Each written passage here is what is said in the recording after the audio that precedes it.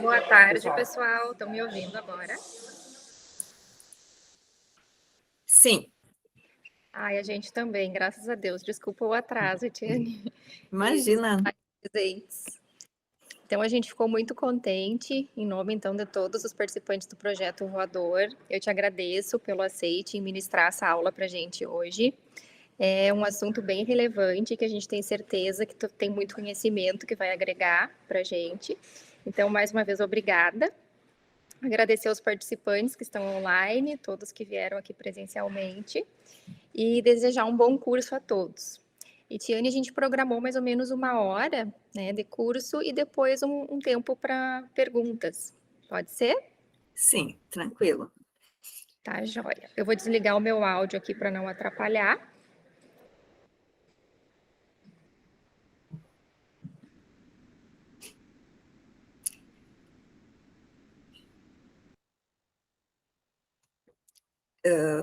Então, posso começar?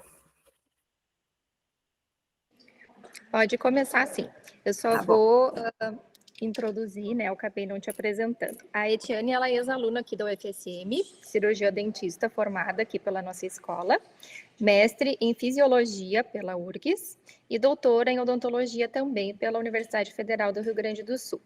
Atualmente, ela é colaboradora do grupo de pesquisa em estudos em neurociência da Faculdade de Odontologia da URGS, que é liderado pelo professor Dr. Alexandre Silva de Quevedo. Pode, te passo a palavra então, Etiane. Então tá, muito obrigada. Eu quero agradecer de coração por esse convite, ele é muito especial por eu ser uma egressa da UFSM, eu tenho um sentimento muito positivo, assim, com relação à universidade, à cidade de Santa Maria, assim, foi um período maravilhoso, assim, da minha vida. Eu tenho um carinho muito grande pelos meus colegas de faculdade, até fiquei bem feliz de ver a Anne e a Dariana assistindo. Então, para mim é um prazer falar com vocês. Fico muito feliz de saber que vocês estão desenvolvendo esse projeto, que uma das críticas que eu faço às formações da área da saúde em geral é que não se aborda muito ou praticamente nada do o tema de dor, né? E é um tema muito presente na nossa prática clínica. Então, a gente aprende, às vezes, no máximo, em farmacologia, alguma coisa ali, a tratar a dor aguda, mas não se estuda realmente a dor, né? Então, ver um projeto de extensão dando oportunidade para os alunos se aprofundarem no assunto é maravilhoso, assim, vocês vão sair com certeza com uma formação muito superior, muito rica. Então, fico muito feliz e dou os parabéns à iniciativa de vocês, tá? Eu vou compartilhar, então, a minha tela.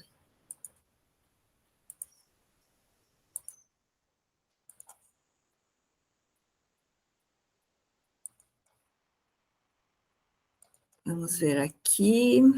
Tá. Então, o tema que foi proposto, né, o uso de suplementos alimentares na dor. E aí, quando eu comecei a pensar no assunto, deixa eu ligar aqui o meu timer, porque eu tenho medo de me passar no horário.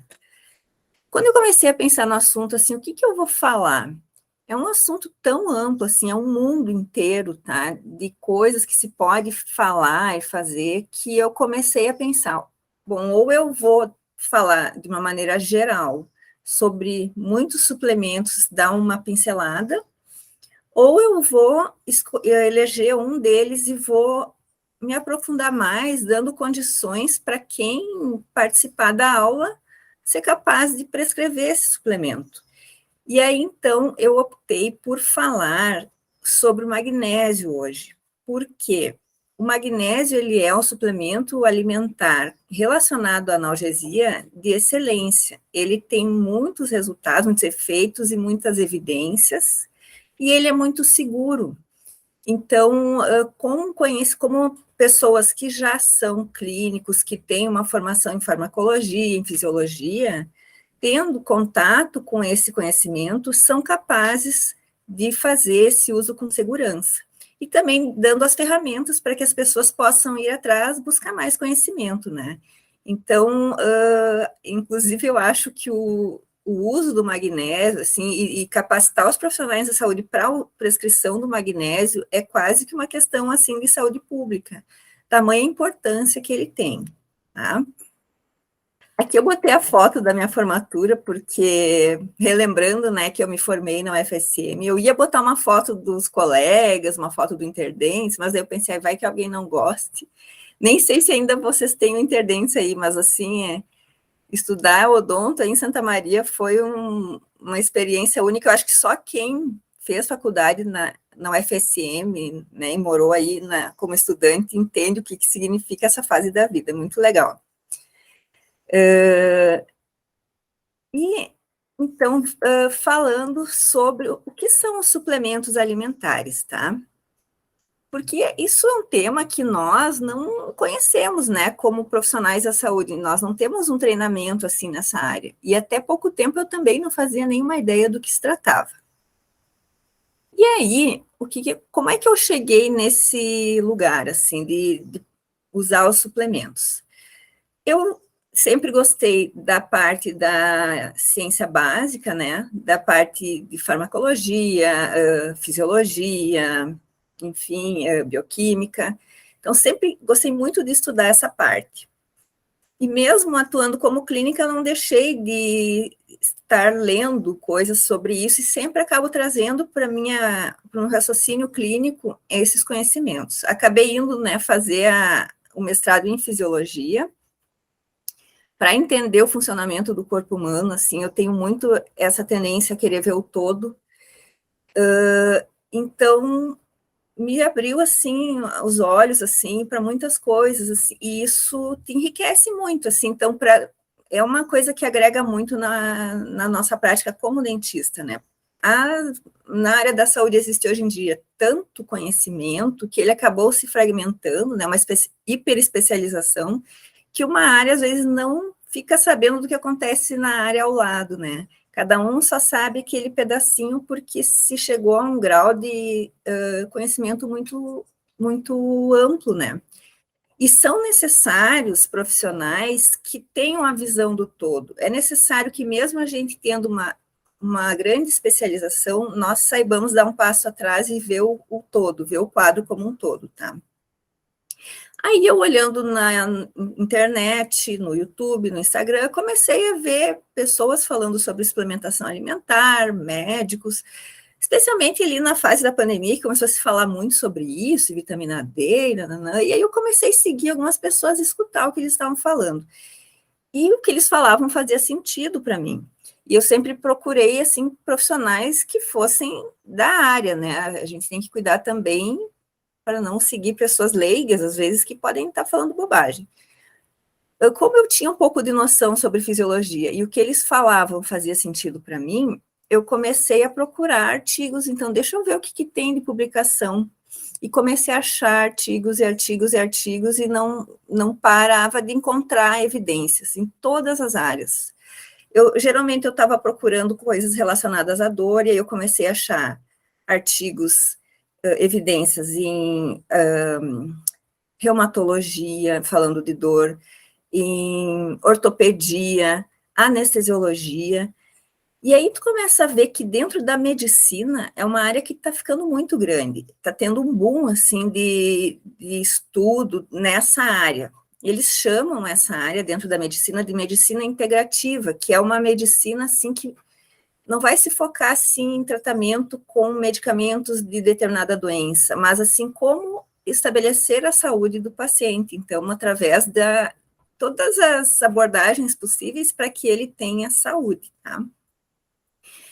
E começa a ver que a maioria das doenças crônicas tem a inflamação como base, inflamação subclínica, geralmente, e aí começou a se ver, o Alzheimer, ele tem um componente importante de inflamação do cérebro, a depressão também, o diabetes tipo 2 também, doenças coronarianas, e também dor crônica. Então, resolvendo essa inflamação, tu resolve muitos problemas do paciente. Por isso, e do que depende a melhora dessa condição, do estilo de vida do paciente. O que nos levou a ter hoje, né, tantos problemas crônicos foi a nossa alimentação ocidental, o sedentarismo, né, a nossa vida agitada, que tem um sono ruim, que não faz exercícios, enfim.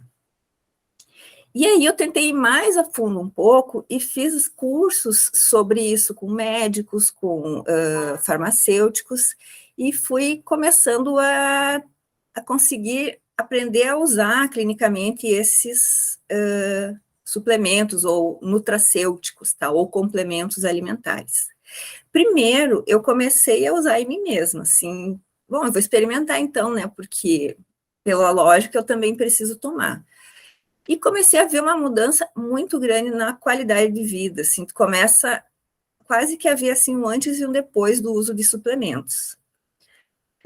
Só uma observação, como vocês estão com áudio ruim, né? Se quiserem que eu repita alguma coisa, tá? É só me avisar que eu não tem problema, posso falar de novo, tá? E aí eu comecei a ver na minha vida, né, o quanto começou a melhorar. E aí, claro que eu também comecei a me alimentar de uma maneira diferente, tentei fazer mais exercício físico, enfim. E aí tu começa a ver uma revolução na tua vida, na tua saúde, em todos os aspectos, assim, diminuição da fadiga, melhora do sono, melhora na concentração, melhora nos exames laboratoriais todos. E eu não tenho nenhum problema, assim, de dor crônica importante, mas eu tinha, por exemplo, eu tenho um problema no joelho, e eu, desde os 16 anos, um problema de menisco, e se eu caminhasse muito, eu sentia dor no joelho, se eu subisse escada, doía o joelho, e de repente eu parei de ter essa dor, eu consigo caminhar 10 quilômetros e não tenho dor, eu consigo subir escadas e não tenho dor, consigo pular, e aí tu começa a ver que o teu limiar de dor começa a subir.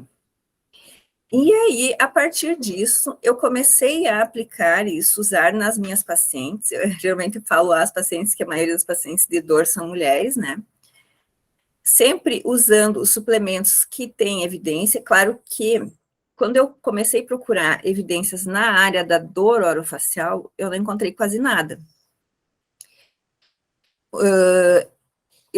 Eu uso eles me baseando em evidências indiretas e principalmente em evidências assim, o que se usa na dor crônica, porque a dor crônica ela é uma entidade, é uma patologia, né, por si só, e o seu mecanismo é o mesmo, qualquer que seja a origem dessa dor, né, o que acontece lá no cérebro em termos de alterações neuroplásticas, acontece independente da dor primária, tá?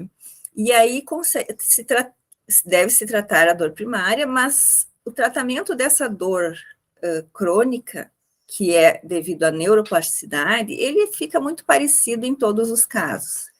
E aí tu começa a ver resultados.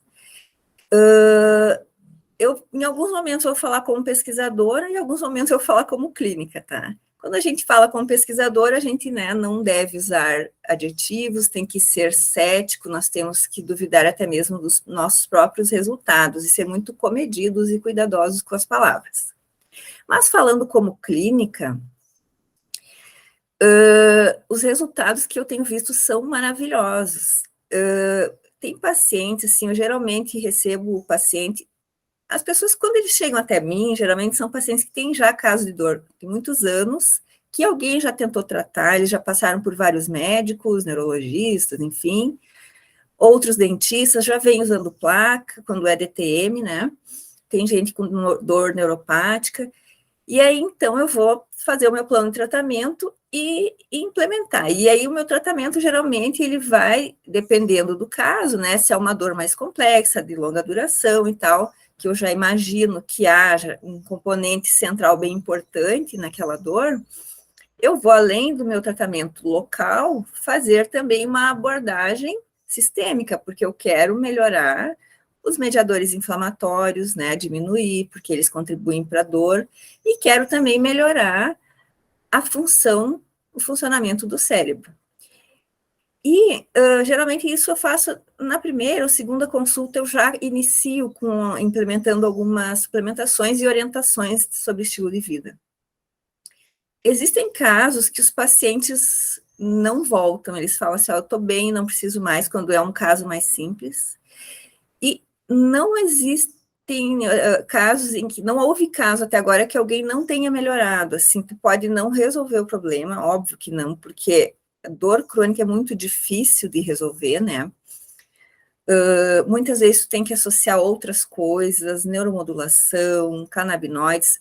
Muitos pacientes já vêm usando medicamentos, por exemplo, antidepressivos tricíclicos, anticonvulsivantes. Em alguns casos eu instituo o uso, mas existem casos em que as pessoas melhoraram muito, pacientes com dor mais recente, somente com suplementos melhoraram, pacientes já com dores crônicas têm uma melhora, em alguns casos foi possível diminuir ou eliminar outros fármacos, o que é interessante, né?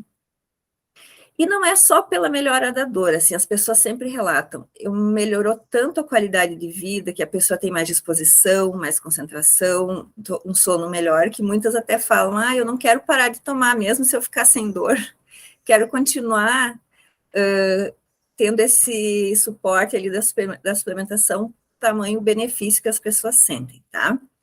Mas, como eu sempre gosto de dizer, nenhum suplemento é uma pílula mágica, e se tu apenas der o medicamento, o suplemento para a pessoa, achando que vai resolver todos os problemas, não é verdade, não vai acontecer.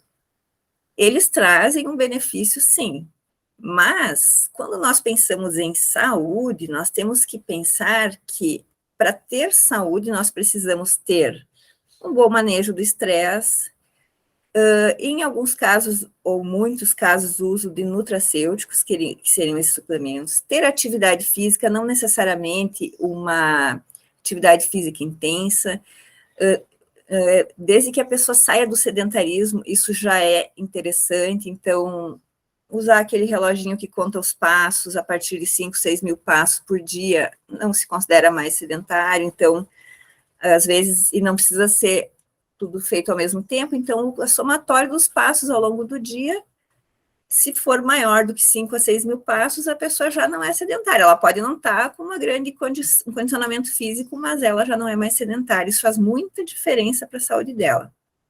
Sono de qualidade, né, nós temos também fazer um aconselhamento sobre higiene do sono e tal, e existem suplementos também que melhoram o sono, e a questão da alimentação, né, buscar uma alimentação não inflamatória, ou anti-inflamatória, porque a nossa alimentação ocidental, ela é muito inflamatória, é muito rica em carboidratos e alimentos processados, e eles levam ao aumento da insulina, e isso causa inflamação no organismo todo, tá?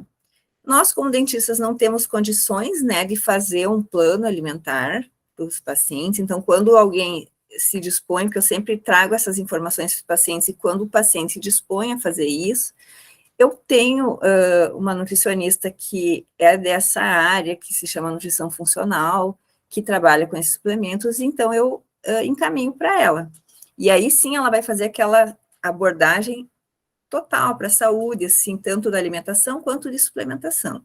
Eu trabalho mais na suplementação dentro da minha área, que é a dor orofacial. Apesar de ter melhoras em outras áreas, em outros sistemas, como um reflexo, não é o meu papel como dentista querer tratar um paciente pré-diabético, né? Eu não vou ter capacidade e nem a habilitação para isso. Então, muitas vezes a gente tem que chamar profissionais para trabalhar conosco. Então, os nutracêuticos ou os suplementos alimentares, eles não são medicamentos, eu costumo dizer que eles são como um alimento concentrado, tá? São compostos que estão presentes nos alimentos, muitos deles fazem parte do nosso organismo, como o magnésio, por exemplo. Eles, por não serem medicamentos, eles não têm um alvo específico, eles geralmente vão ter vários alvos dentro do corpo, e eles não vão ter todo aquele problema de metabolização, porque sempre que entra alguma substância estranha, o nosso organismo ele vai ter que lidar com aquilo e ter que eliminar. E quando tu usa um suplemento que é algo conhecido do organismo, porque é um alimento, não se tem esse problema. Eles têm, olha, quase que efeitos adversos mínimos, tá? Algo que pode se dizer assim, às vezes náusea, vômito, diarreia, mas coisas assim nada grave, tá? Eles são seguros, ainda mais se usados dentro das doses recomendadas. Com relação à questão legal, eles não necessitam de prescrição, tá?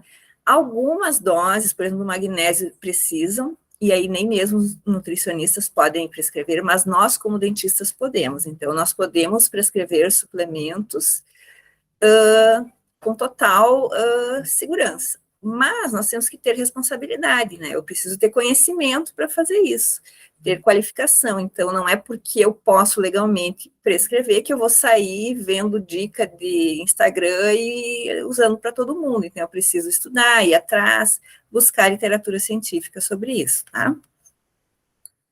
Com relação à dor, a dor, então, ela é conceituada pela IASP, né, como uma experiência sensorial e emocional desagradável associada ou semelhante àquela associada a dano real ou potencial ao tecido. Então, nós sabemos que a dor, ela é uma experiência, ela é uma sensação, né, que nem todo estímulo nociceptivo vai chegar até o córtex e ser processado e entendido como dor. E também que a dor, ela tem aspectos biopsicossociais, né? Então, não é só o aspecto biológico, nem só o aspecto psicológico, nem só o aspecto social.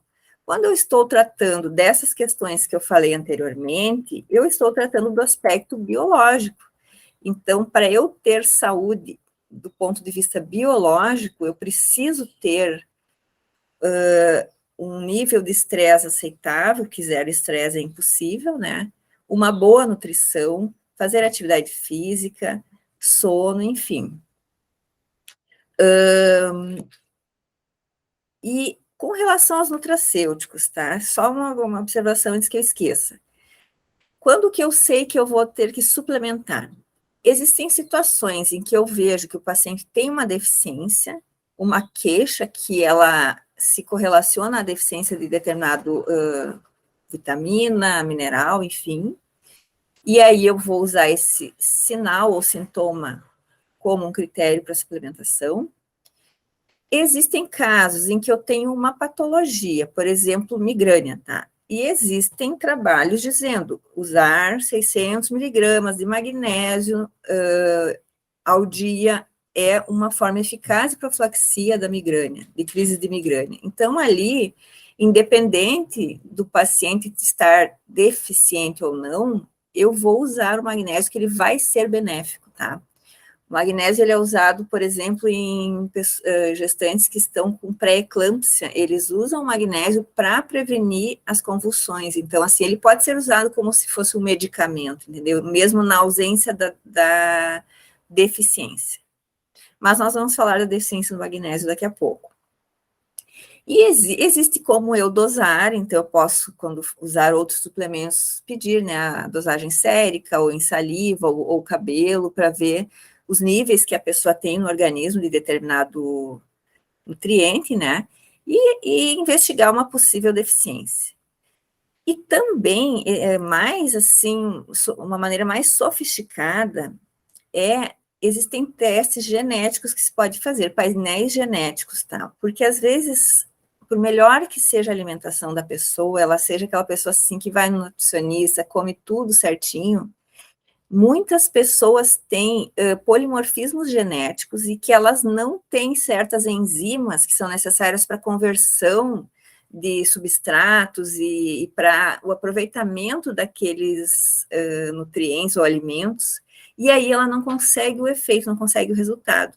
Então, essas pessoas, quando eu tenho lá o teste genético dizendo que tal pessoa não vai ser capaz de obter por vias normais, vitamina B6 ou a biotina, por exemplo, eu vou necessariamente ter que suplementar, então isso é mandatório nesses casos, tá? Mas mesmo assim, nós temos todo esse aparato mais sofisticado, o magnésio, por isso também que eu escolhi ele não necessita de todas essas informações para a gente poder fazer uma suplementação segura, tá? Bem rapidamente eu vou falar aqui sobre dor. Eu sei que vocês estudam isso, mas tem alguns profissionais que talvez estejam assistindo que não sejam da área, então só para a gente relembrar bem rapidinho, que né, toda a dor, a sinalização da dor, ela inicia com uma inflamação, né, uma lesão tecidual, e que vai haver, então, a liberação ali por aquelas células de mediadores inflamatórios, que são algogênicos, né, que vão, então, sensibilizar os neurônios nociceptivos, nociceptores, né, que estão na periferia. Eles percebem esses estímulos através das terminações nervosas livres, e aí existem diferentes tipos de neurônios, né, com diferentes tipos de fibras, e eles vão até o sistema nervoso central. A primeira sinapse que acontece, ela é dentro do sistema nervoso central. No nosso corpo, isso acontece na medula espinhal. Esse desenho que tem aqui, ele está mostrando a medula, tá? Então, os nervos, né, eles vêm, os nervos sensitivos, que têm as fibras nociceptivas, eles entram pelo corno posterior da medula, aí eles vão passar para o outro lado, fazer uma decussação e vão subir até centros superiores, tá? Esse é o neurônio de segunda ordem, neurônio secundário. Quando nós estamos falando de dor orofacial, isso aqui não vai acontecer na medula, tá? Isso vai acontecer lá em cima no bulbo, numa região que se chama subnúcleo caudal, que ela é muito parecida com a medula, tá? O bulbo, ele é uma continuação da medula, e lá tem uma área bem parecida com todas as camadas que tem aqui e tal. Então, a informação que vem pelo nervo trigêmeo, que é o nervo que vai trazer toda a informação nociceptiva da face, né, e da boca, e vai entrar também pela parte posterior, ele vai entrar na ponte, vai até o bulbo, e aí ele vai se juntar com essa via que está vindo lá da medula e vão subir juntos até o tálamo, tá? Aí sempre tem exceções, né? Tem uns que vão direto, outros não, enfim, mas em geral tudo isso vai até o tálamo, de lá é redistribuído, e somente quando essa informação chega lá no córtex somatosensorial é que se tem a consciência de que aquilo é dor e de onde ela está vindo. Claro que, né, o nosso cérebro, ele nos prega muitas peças, ele é facilmente enganado, ele facilmente nos engana, e aí a gente sabe da dor referida. Então, às vezes, a pessoa tem problema num lugar sem ter dor no outro, porque nossos sentidos nos enganam, né? Mas aí eu quero chegar lá nessa sinapse, tá? Que ela acontece no sistema nervoso central. Aqui na periferia tem várias substâncias que vão ser liberadas, que vão causar dor, tá? Os próprios neurônios liberam substância P, liberam o CGRP. Mas lá no sistema nervoso central, o principal neurotransmissor excitatório é o glutamato, tá? Não só para dor, é para, acho que basicamente para todas as funções. Ele é o principal neurotransmissor excitatório do sistema nervoso central, nas vias de dor também, tá? Então, quando eu tenho uma sinalização de dor chegando, o glutamato vai ser liberado pelo neurônio primário e vai sensibilizar, então, o receptor, ali, aqui a sinapse, né, do neurônio secundário. Quando essa estimulação, ela é pouca, ela é uma estimulação normal, que é o que acontece quase todo o tempo, os receptores que vão ser ativados são os receptores do tipo AMPA, tá? Então, lá eles vão ser sensibilizados, eles são receptores que permitem a entrada de sódio dentro da célula e inicia uma sinalização. Porém, quando eu tenho uma estimulação muito intensa ou muito duradoura, eu começo a sensibilizar um segundo tipo, existem 4 tipos de receptores para glutamato, tá? Mas esses são os 2 principais. Um segundo tipo de receptor, que se chama o receptor NMDA, guardem esse nome, isso aqui tem total relação com o magnésio, tá?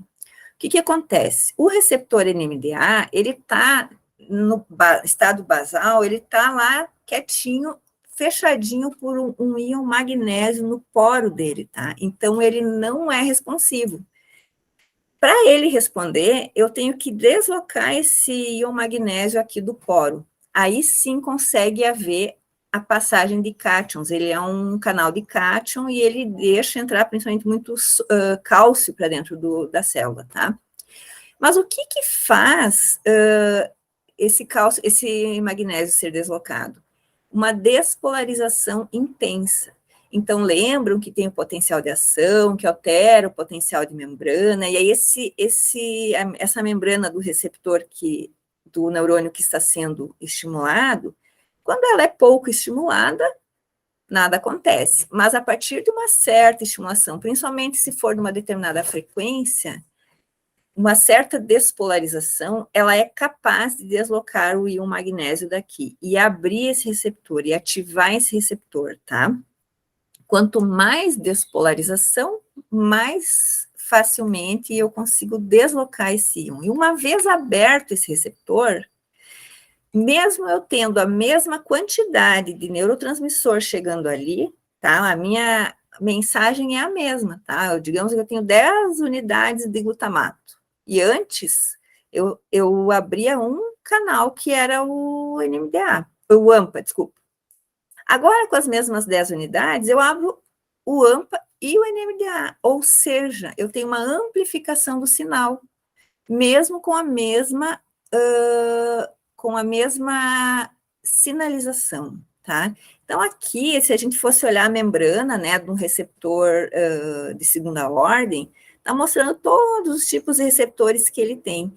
E aí, enfim, tem toda uma sequência, né, que quando a bradicimina, a própria substância P, CGRP, todos eles vão levando a tamanha despolarização dessa membrana, e também ao longo do tempo, que acabam conseguindo ativar o receptor NMDA. E aí, ó, o glutamato consegue se ligar ali. E o que acontece? Começa a entrar cálcio na célula.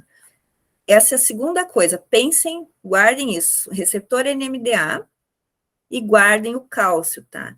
O cálcio dentro da célula, ele ativa muitas vias de sinalização, tá? O cálcio, ele é tão importante e, ao mesmo tempo, crítico, perigoso, essa concentração tem que ser muito bem controlada dentro da célula, porque ele pode ativar vias, por exemplo, que vão levar à contração, à liberação de vesículas, de neurotransmissores, à contração muscular, mas em excesso ele pode ativar vias de apoptose, ou seja, ele pode levar à morte celular. Então, o cálcio não pode ficar livre dentro do citosol lá dando sopa. Por isso que existem reservatórios de cálcio nas células que são, por exemplo, o retículo endoplasmático, tá? Então, lá no músculo, lembra, tem o retículo sarcoplasmático. Lá dentro está cheio de cálcio. E daí, quando começa a aumentar o cálcio intracelular, ele ativa um receptor que tem ali no retículo, e aí o retículo libera seu estoque de cálcio, e aí há uma liberação massiva de cálcio dentro do músculo, e isso leva à contração, tá? Então, assim, cálcio, ele é importante, porém, ele pode ser perigoso, e ele tem que ser, e ele está relacionado muito à contração, a movimento, tá? Aqui só para exemplificar o fenômeno, tá? Então, eu tenho uma estimulação normal, ou seja, eu me machuquei, eu estou tendo um estímulo de dor lá, fraco, leve, e eu estou abrindo os canais AMPA, tá? Então, eu tenho aqui um estímulo, e o spike aqui seria, então, um potencial de ação, tá? Tem um potencial de ação, estímulo, potencial de ação. Só que quando eu começo a ter uma frequência determinada e por um tempo determinado, acontece um fenômeno que se chama wind-up, que é essa potencialização. Aí começam a abrir os canais NMDA. E aí, para o mesmo estímulo, vocês estão vendo que o estímulo aqui está sempre igual, olha a quantidade de potenciais de ação que eu tenho aqui. Então, aqui estava chegando para o meu cérebro uma mensagem assim, ó, tá doendo.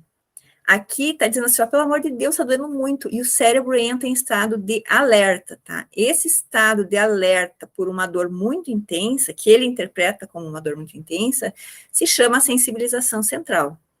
Então, a sensibilização central, que começa com a abertura dos receptores NMDA, ela pode ser transitória, pode acontecer rapidamente, por exemplo, sei lá, uma amputação, a pessoa é atropelada, enfim, é uma agressão muito intensa. Ou, no caso, uma dor que não passa nunca, uma coisa que demora para se resolver. Aí, o cérebro... Então, quando essa sensibilização central, ela pode ser transitória, se resolve ali o problema e beleza, tudo volta ao normal. Ou ela pode se instalar e ficar ali permanente, O problema é que os receptores NMDA estão intimamente ligados à neuroplasticidade. Então, o que começa a acontecer? Aqueles neurônios ali que fazem a sinalização de dor começam a ter brotamentos e dendritos, espinhos dendríticos, e ter mais sinapses. Então, agora o neurônio fica mais eficiente para poder fazer a sinalização da dor. As vias de ativação da dor ficam mais, as sinapses de dor, elas ficam fortalecidas, tá? E nós temos uma capacidade de liberar neurotransmissores e hormônios que são analgésicos endógenos, né, como as endorfinas, os canabinoides endógenos, mas nesses casos onde o paciente tem sensibilização central, ele vai começando a perder essa capacidade.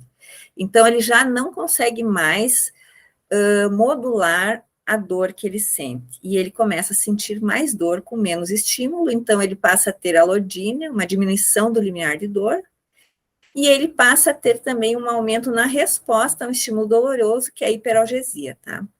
Isso aqui, não tratado, não vai se resolver sozinho, o problema só aumenta, chegando a um ponto de se instalar um sintoma que se chama dor nociplástica, que pode acontecer do paciente ter a dor mesmo depois que o problema já foi resolvido. Como se fala, por exemplo, aquela dor fantasma, né? Perde o pé e o pé continua doendo. No nosso caso, pode ter uma dor fantasma de um dente que foi muito sensibilizado e de repente faz a extração dentária e o dente continua doendo. Ou tu pode ter assim, tu perde a proporcionalidade entre o estímulo e a resposta, entre a inflamação e a dor. E aí, aquele paciente que chega no teu consultório dizendo assim, hoje a dor é aqui, hoje a dor é lá, tu toca, ele sente muita dor, e são pessoas que estão sensibilizadas centralmente, tá? E aí, essas são as famosas buchas, assim, que é o paciente difícil de tratar, que provavelmente não vai resolver eu colocar só uma placa nele, que eu vou ter que abordar o sistema nervoso central, senão eu não vou resolver o problema dele, tá? E tem gente que mesmo usando fármacos para tratar a dor central, pela sensibilização central, eles não têm resposta, existem pacientes refratários, e esses medicamentos são tão pesados, assim, anticonvulsivantes, muitas vezes, ou antidepressivos tricíclicos, que vão levar muitos efeitos adversos, desde perda da libido, aumento de peso, boca seca, constipação, porque eles vão também, no caso dos anticonvulsivantes, eles vão diminuir a atividade de todo o sistema nervoso, então a pessoa fica lenta, ela fica grogue, tem gente que para conseguir ficar sem dor não consegue trabalhar, tem que ficar num estado assim, ficar deitado em casa, ou ele sente dor, ou ele fica sem dor, ou ele faz as suas atividades diárias, tá? Então, tu ter um aliado para poder potencializar o resultado desses tratamentos é tudo o que nós esperamos, ainda mais um aliado não farmacológico. Então, agora vamos para o magnésio, tá? O magnésio, gente, ele é um metal alcalino terroso, está presente na natureza, tá? Em estado sólido, em rochas, no solo, no mar, tá? E ele, os alimentos, por exemplo, as plantas, elas também absorvem esse magnésio quando nós comemos as plantas, então nós também absorvemos o magnésio que está nelas. Ele está presente é bem importante na molécula de clorofila, então tudo que for alimento verde, né, escuro, vai ter mais magnésio. O problema é que o magnésio, ele é rico em solos vulcânicos, tá? O Brasil não tem um solo vulcânico, então nós temos pouco magnésio no solo. Além disso, as técnicas que têm se usado de plantio, enfim, elas também acabam exaurindo mais a concentração de magnésio que tem no solo. Logo, mesmo pessoas que se alimentam bem, que procuram ingerir alimentos ricos em magnésio, elas provavelmente não vão atingir os níveis ótimos, tá? Dentro do nosso corpo, ele é o segundo íon mais abundante dentro da célula. Dos que são cátions divalentes, ele é o mais abundante.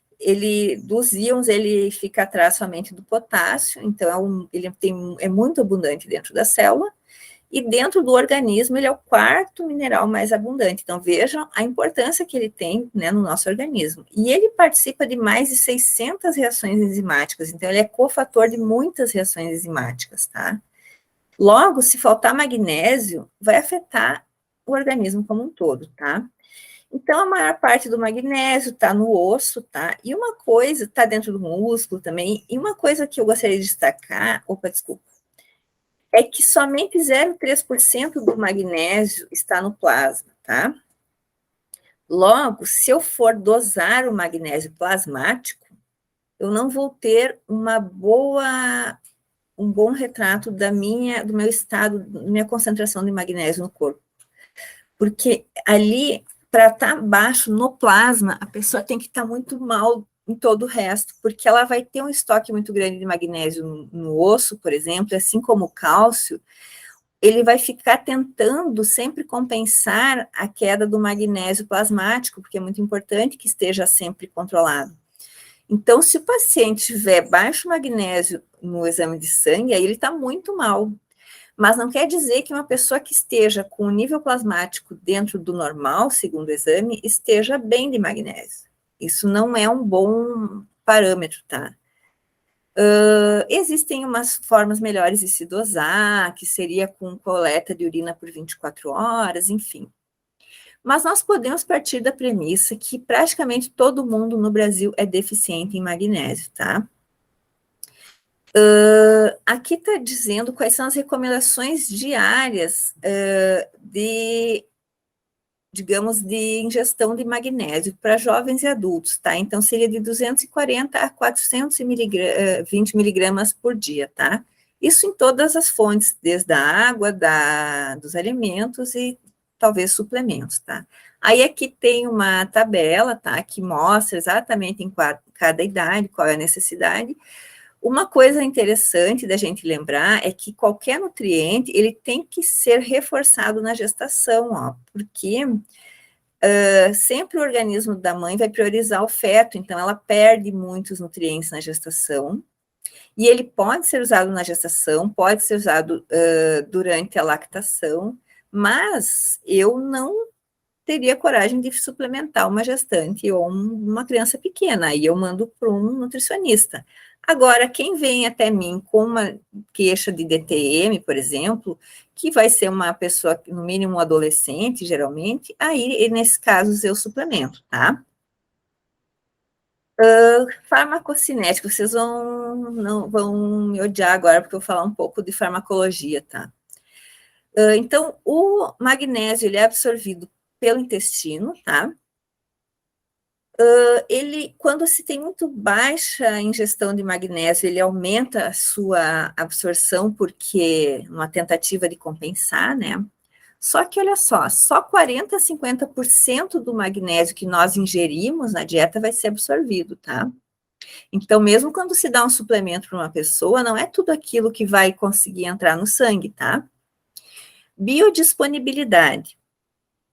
Existem diferentes formulações do magnésio. Sempre as formulações orgânicas, em que o sal está associado a uma molécula orgânica, a um aminoácido, por exemplo, eles vão ser muito melhor absorvidos, tá?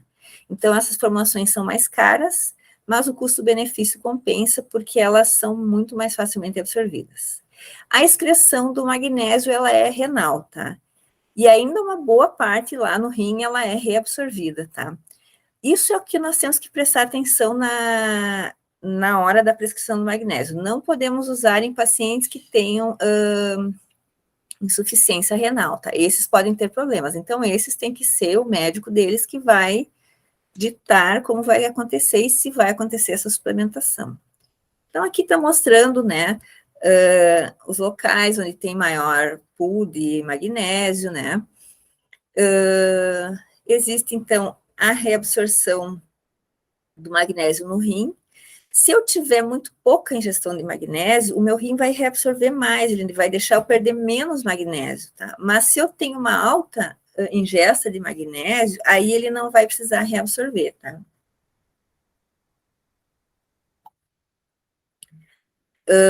Vamos ver aqui. E aqui nós vamos chegar na parte legal, tá? Que são os mecanismos de ação dele, tá? Onde é que o cálcio atua? Como todos os suplementos, eles vão atuar em várias coisas diferentes, tá?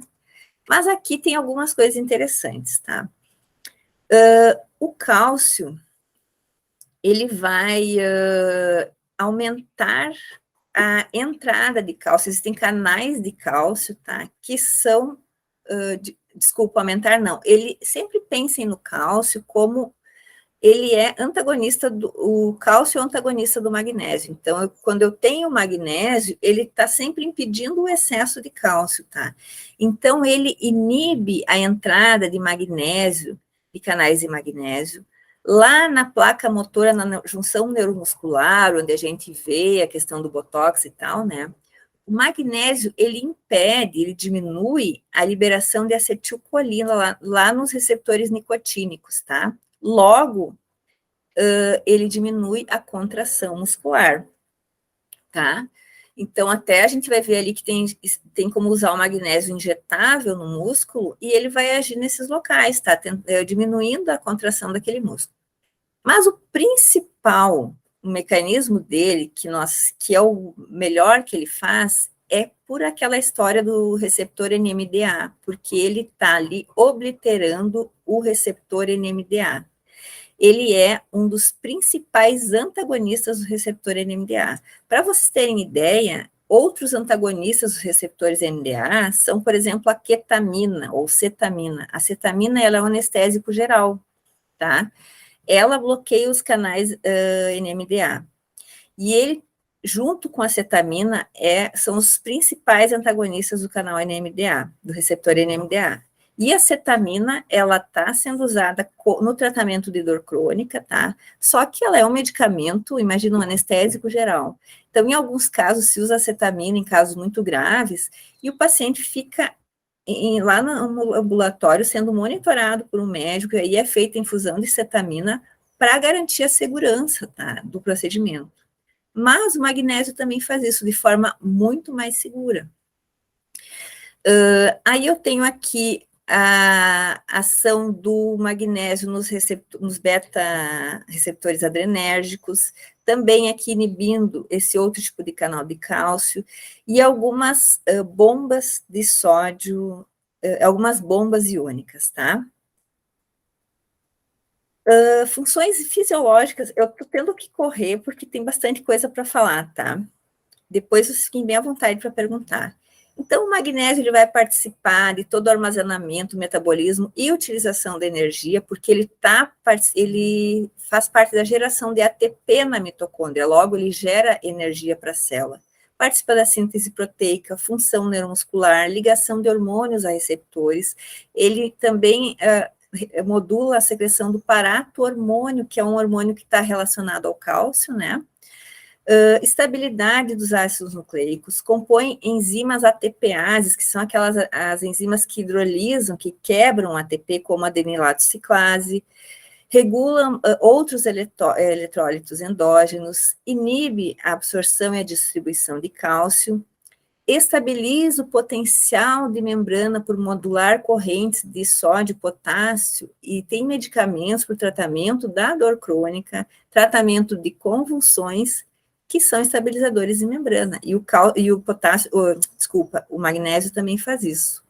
Ele também, como ele tem um efeito relaxante sobre o músculo, ele diminui o tônus muscular, ele faz isso também lá nas artérias. Então, ele melhora, ele diminui o tônus vasomotor. Logo, ele baixa a pressão arterial em pessoas hipertensas. Não é perigoso usar ele em pessoas normotensas, não vai ficar com hipotensão. Mas, até mesmo eu, como hipertensa, eu não estou usando mais medicamento para hipertensão, porque eu tenho usado bastante magnésio, tá? Então, ele diminui de forma importante a pressão arterial. Controle da excitabilidade cardíaca, ele é muito usado em arritmias, pacientes com problemas cardíacos, tá? E liberação de neurotransmissores.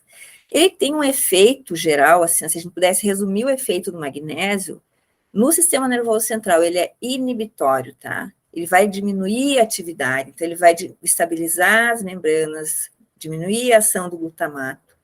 E ele vai na periferia também diminuir a ação do cálcio, tá? Relaxar a musculatura.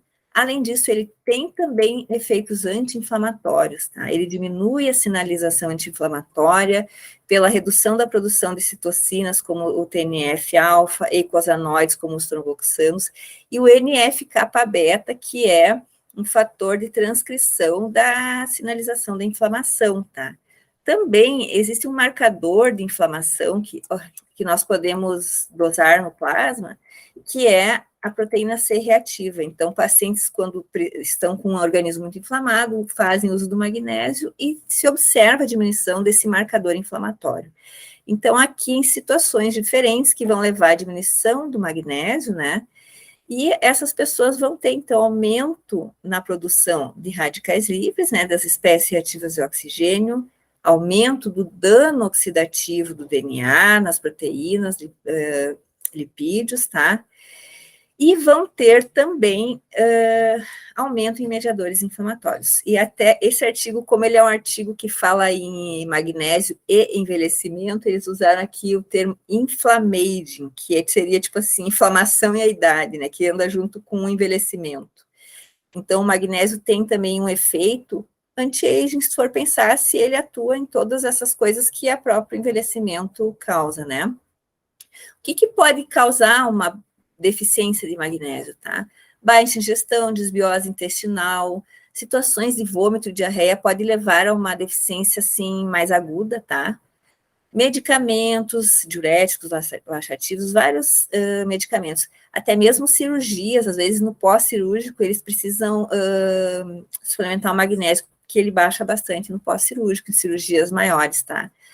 Doenças em paratireoide, diabetes mellitus, alcoolismo crônico, tudo isso leva à diminuição do magnésio, ou da absorção do magnésio, ou aumento da perda, tá?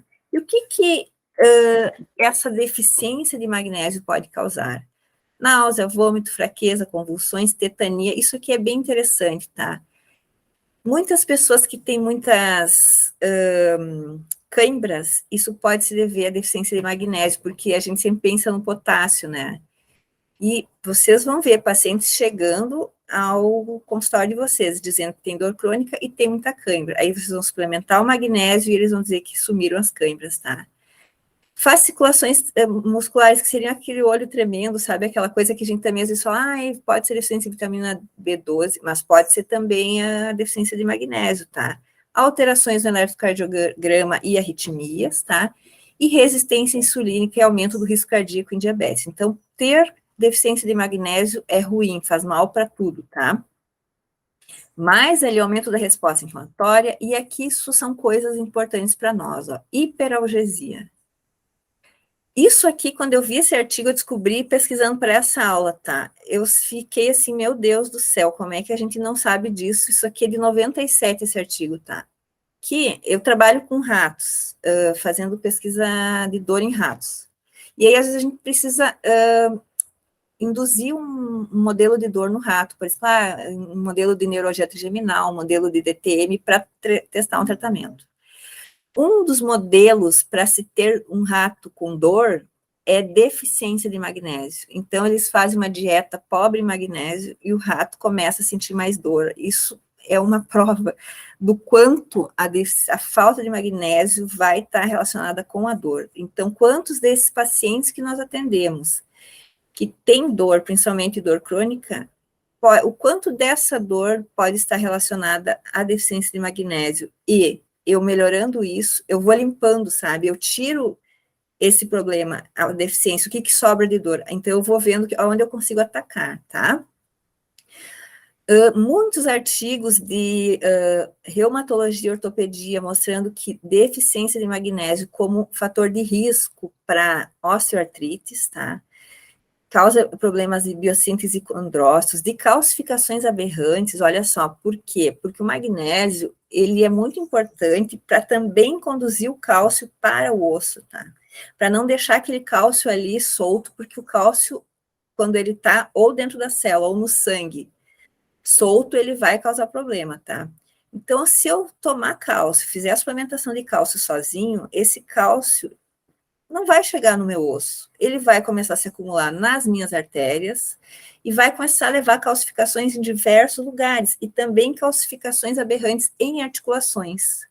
Quando eu tomo o cálcio, eu necessariamente tenho que usar junto a vitamina K2, MK7, que ela leva o cálcio para o osso, e o magnésio. Usando o magnésio junto com a K2, eu não vou ter esse risco do cálcio me causar calcificações onde ele não devia.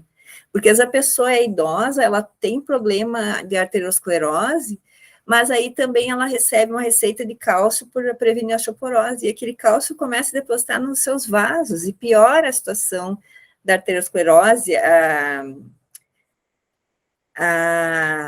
não me lembro o nome do termo agora, elasticidade dos vasos, e aumenta o risco cardíaco dessa pessoa, né? Então, aí tem artigos mostrando a associação entre baixa ingestão de magnésio e artrite reumatoide, fator de risco comprovado para migrânia e cefaleia tensional. Então, e nas nossas osteoartrites e ATM, será que também não pode estar sendo causado por baixo magnésio, aquelas ATMs com calcificações também, aqueles osteófitos? Que tal começarmos a também suplementar o magnésio nos pacientes com artrite? Claro que a ideia da aula aqui não é falar de inflamação, né? Então eu não vou me prender a isso, mas é uma coisa para se pensar.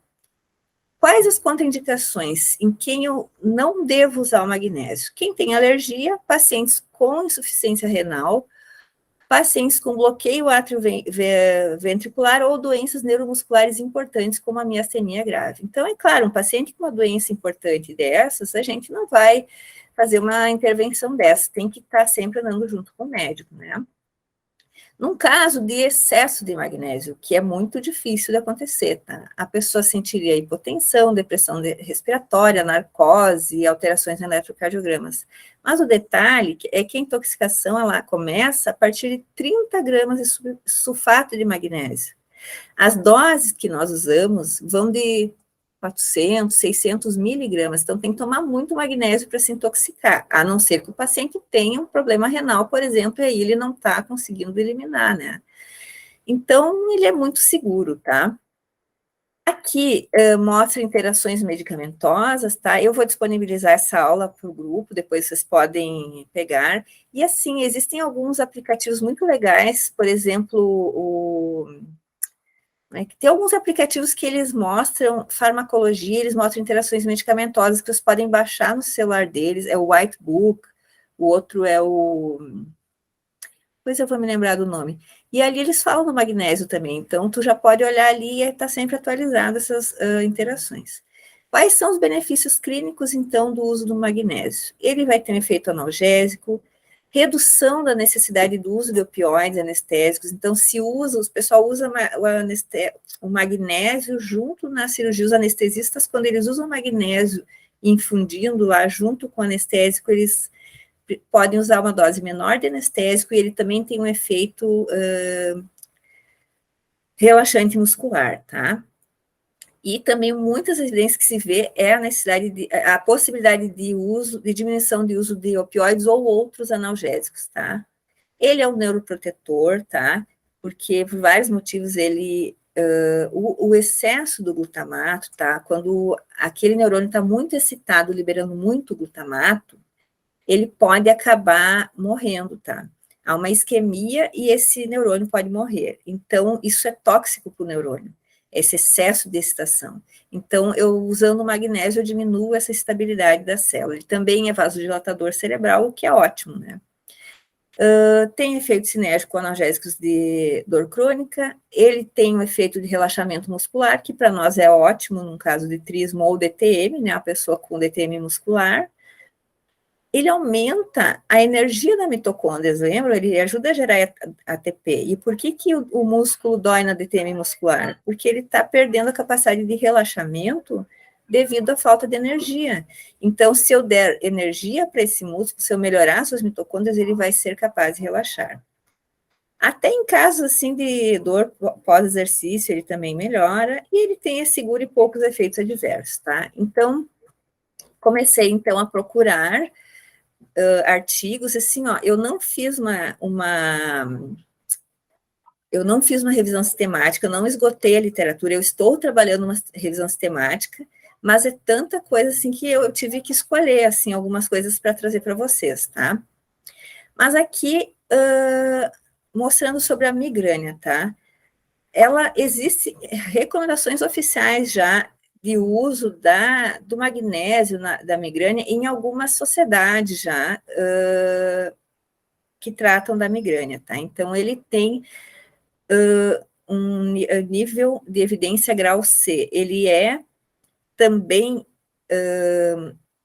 como eu vou dizer, potencialmente, eles consideram potencialmente capaz de reduzir.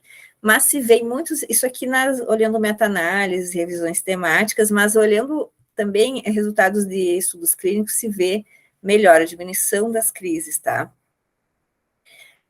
Aqui também tem esse aqui é o Migraine, eu achei o máximo esse artigo, porque eles usaram num ambulatório, tá? Pacientes chegando com crise de migrânia aguda, e eles fizeram uso agudo do magnésio com mais 2 medicamentos, que são os medicamentos tradicionais, e não houve diferença na analgesia entre eles. O magnésio, a analgesia dele durou menos tempo, tá? Mas imagina que ele sozinho conseguiu não diferir na intensidade da dor dos medicamentos clássicos, tá? Tem até mesmo um artigo mostrando o uso do magnésio em cólica renal, tá? Então, dores agudas. Aí aqui nós temos artigos mostrando, né, as revisões. Quando se vai olhar essas revisões, tá? Depois vocês vão ficar com elas, vão poder olhar elas com calma, eu não vou ter tempo agora de discutir uma por uma.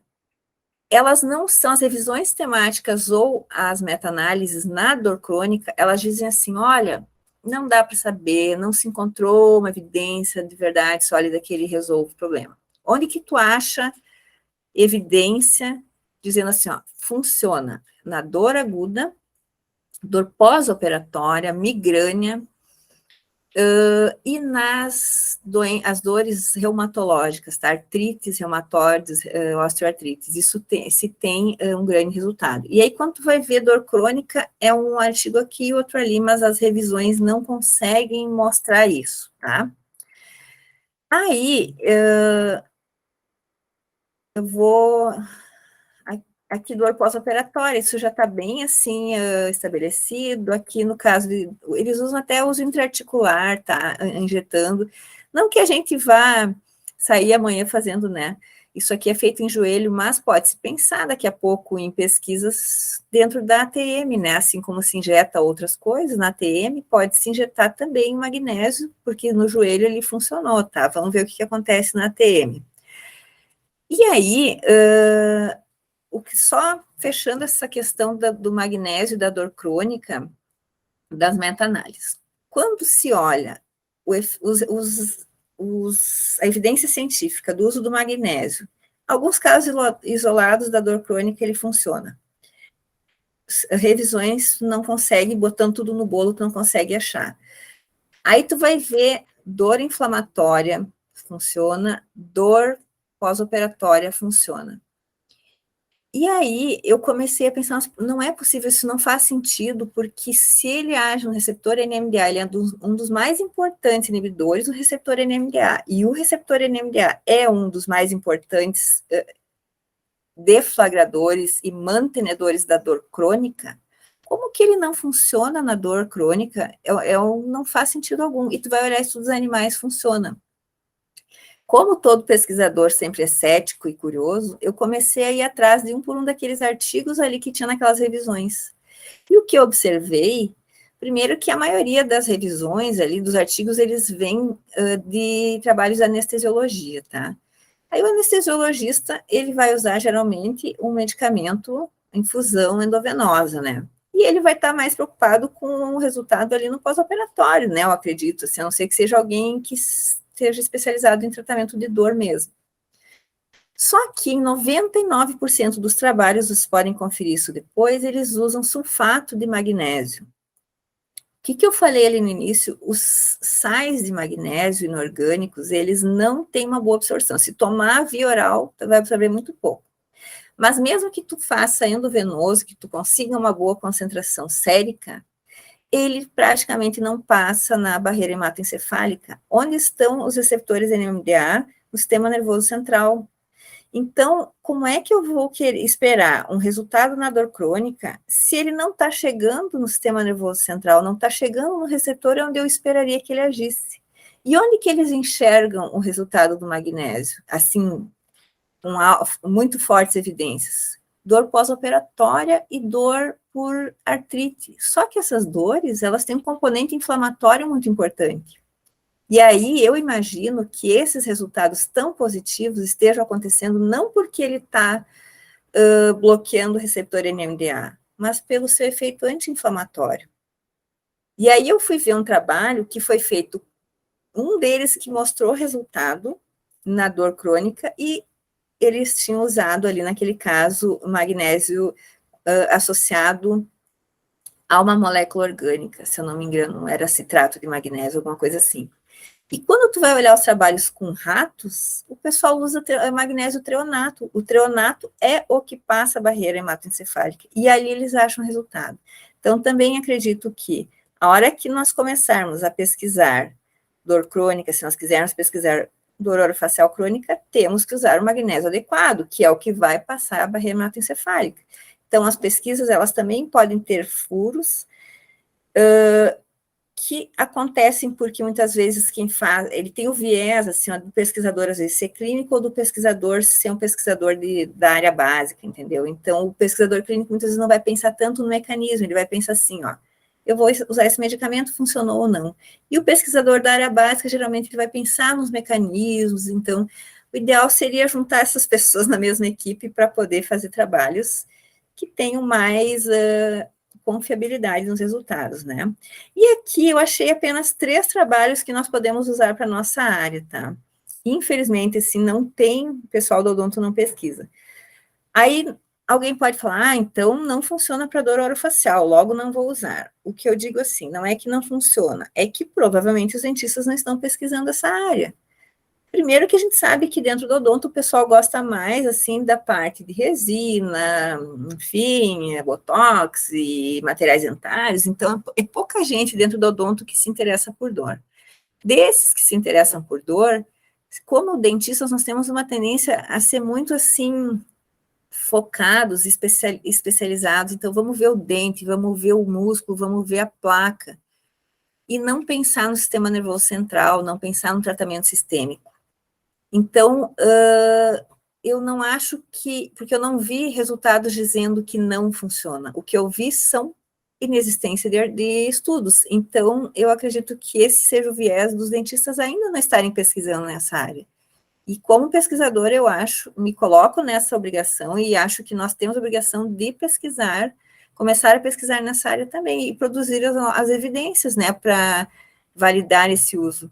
Porque se está tendo tanto resultado em áreas, patologias correlatas, né, musculoesqueléticas, enfim, por que não iria funcionar na DTM, por exemplo? E aqui eles usaram, então, o magnésio por meio de iontoforese, que é a aplicação de uma corrente elétrica, para facilitar a penetração daquele fármaco, né, no trapézio, tá? E aí eles conseguiram ver que mesmo o sulfato, porque aqui é a periferia, né, o sulfato de magnésio, né, por iontoforese, ele é efetivo na melhora do nível da dor, na função também da musculatura, tá? Aqui, esse aqui eu achei muito legal esse estudo, tá? Que eles, então, usaram também foi o sulfato, é que, eu não sei, todo mundo, acho que veio um estudo com sulfato, vamos usar sulfato. Então, vai meio que numa onda, todo mundo usando sulfato. E aí, eles também injetaram o sulfato de magnésio nos trigger points, porque pode-se fazer, né, o agulhamento seco, sem nenhuma substância, e pode-se fazer o agulhamento, por exemplo, com anestésico local sem vaso, tem gente que coloca até mesmo corticoide e tal. E aí eles resolveram, então, botar o magnésio, e tiveram melhor, aqui vamos ver, ó, ele é efetivo no tratamento dos trigger points, tá? E claro que ele, né, precisa ter mais estudos, existem limitações, mas isso já está apontando, assim, algo positivo para esse lado. E pense, se o magnésio, ele consegue inibir a liberação de acetilcolina, ele vai relaxar a musculatura, se ele consegue levar energia, a geração de energia da mitocôndria, ele vai levar energia para o músculo, logo o músculo vai conseguir relaxar, contrair e relaxar adequadamente. E aqui também achei muito legal, eles usaram, então, o magnésio, esse foi intraoral, via oral, tá? Em pacientes que fizeram cirurgia de siso, tá? Eles usaram, se eu não me engano, eles usaram antes ou no horário da cirurgia, e eles conseguiram, então, melhora da dor e da abertura da boca até 72 horas no pós-cirúrgico, que é o momento mais crítico, né? Então, assim como a gente usa, às vezes, um corticóide ou um analgésico preemptivamente, antes de uma cirurgia, a gente pode usar o magnésio também, já prescrever o magnésio para o paciente. E aí, ele vai trazer os 3 benefícios, porque ele vai ser analgésico, ele vai ser anti-inflamatório, por isso que eu acho que ele agiu bem ali nesses 3 dias, e ele vai trazer o relaxamento muscular. Imagina tu poder não usar a ciclobenzaprina, que dá sono, que, enfim, né, e tu usar um magnésio, ou pelo menos tu poder usar os dois e talvez diminuir a dose da ciclobenzaprina, isso é tudo que se quer, né? E aqui está mostrando, então, estudos mostrando assim, a relação, quando tem baixa ingestão de magnésio ou baixo magnésio sérico, tu vai ter problemas de dor crônica, tá? Isso aqui foi feito nos Estados Unidos. Aí aqui, eu já passei do meu tempo, eu vou tentar bem rapidinho mostrar para vocês, tá? Aqui o magnésio L-treonato é o que passa a barreira hematoencefálica, então aqui eles estão medindo a concentração dele no líquor, tá? E ele, em todos os pontos, tá, medidos nos dias, tá, ele sempre foi superior à concentração dele do que as outras apresentações, mas aqui no dia 24 foi significativamente, estatisticamente significativo, tá? Isso foi feito com ratos, tá? Porque aí com ratos tu consegue fazer essas coisas, com pacientes é meio complicado de ficar coletando, né, o líquor, então esse tipo de estudo a gente tem que fazer em animais. E aí, então, os tipos de magnésio. Agora, para vocês, se quiserem começar a usar isso na prática de vocês, clínica, tá? Existem N tipos de magnésio. Eu vou falar desses 3, que são os 3 que eu uso e que, na minha opinião, são suficientes para todos os casos, tá? O magnésio L-treonato, esse L-treonato ele é um metabólito da vitamina C, ele tem uma alta absorção e penetra a barreira hematoencefálica, logo ele vai atuar no sistema nervoso central. Então, sempre que vocês virem esses estudos assim, falando, o magnésio melhora depressão, o magnésio melhora a concentração, eles vão usar magnésio L-treonato, que é o magnésio cerebral, digamos, tá? Magnésio de malato, ele está associado com ácido málico, tem uma alta absorção e uma melhor ação e também atinge uma maior concentração no músculo, tá? Então, quando eu usar o de malato, eu estou pensando em músculo. Então, nos meus pacientes de dor, eu sempre vou associar o magnésio L-treonato com o de malato, porque eu vou agir na periferia, no músculo, e vou agir no sistema nervoso central, porque eu estou tratando dor, afinal de contas, né? Mesmo que não tenha dor crônica, a dor vai ser processada lá no cérebro.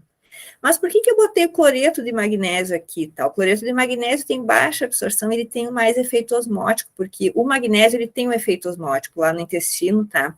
Então, ele acaba, às vezes, causando diarreia em certas pessoas. Ele é bom para quem tem intestino preso, ele é até usado em laxantes, né? Mas o cloreto de magnésio, esses sais, por serem menos absorvidos, são mais osmóticos, porque fica mais ali no lúmen do intestino, tá? Então, quando que eu vou usar o cloreto de magnésio?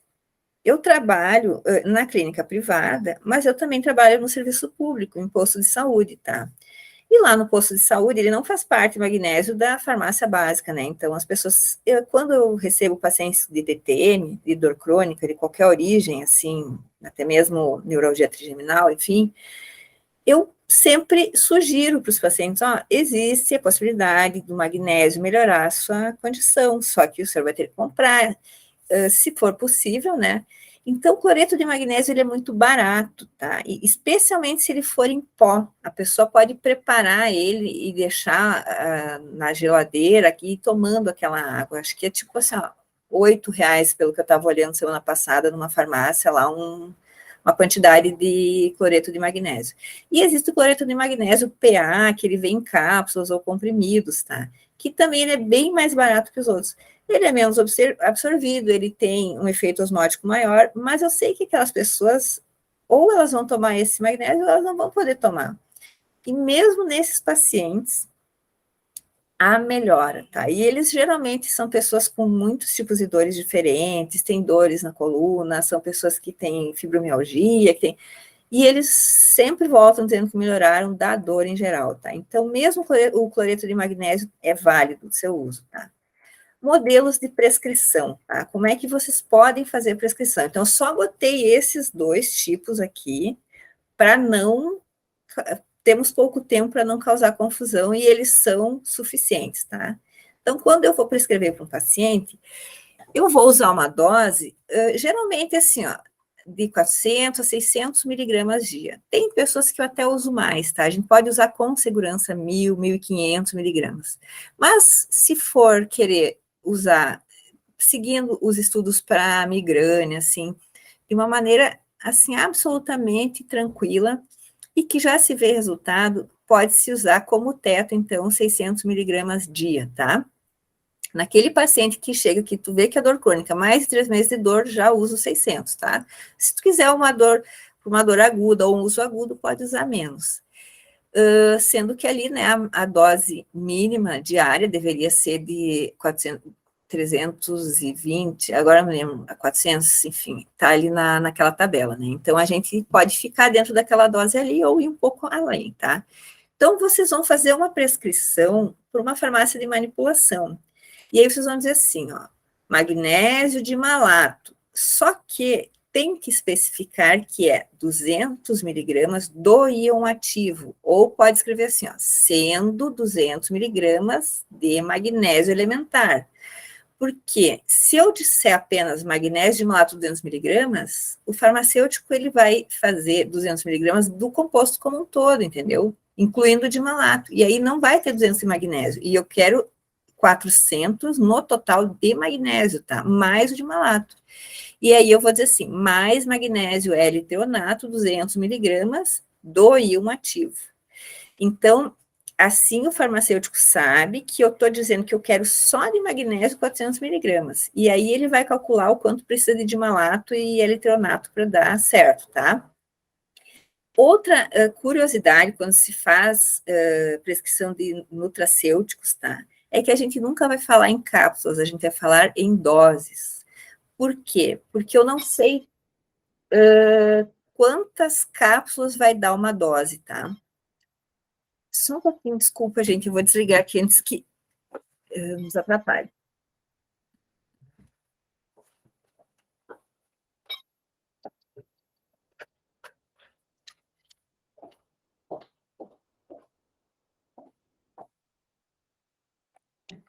Detalhes das aulas online, né?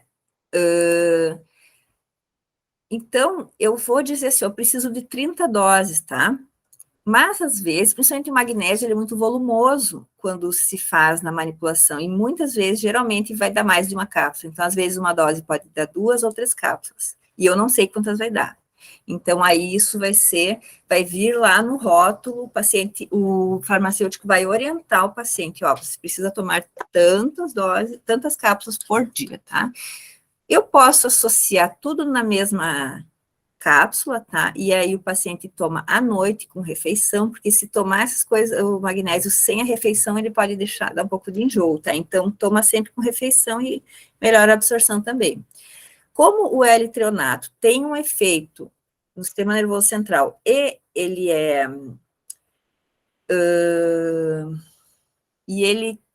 é inibitório, ele causa sono, ele melhora o sono, então eu preciso tomar à noite.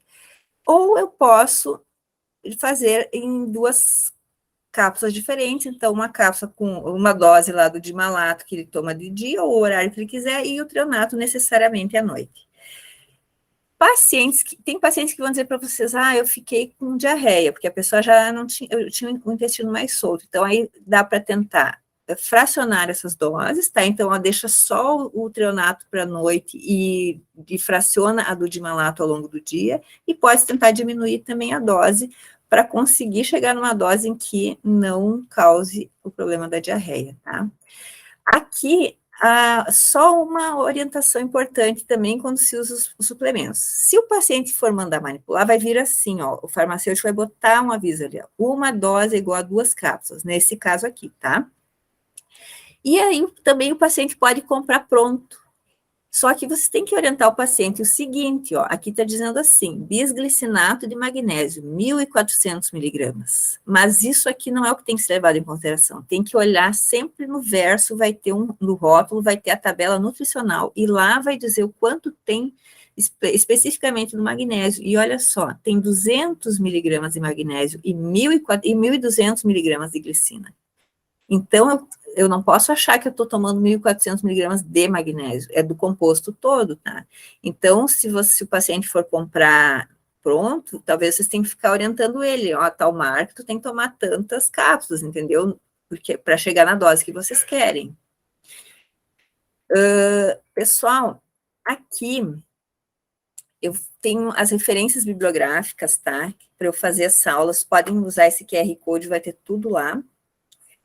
E eu também tenho aqui os meus contatos, quem quiser falar comigo, tirar dúvidas, me convidar para fazer um projeto, vou adorar, de pesquisa, tá? Me seguir no Instagram, eu sempre faço postagens com informações científicas sobre a dor orofacial.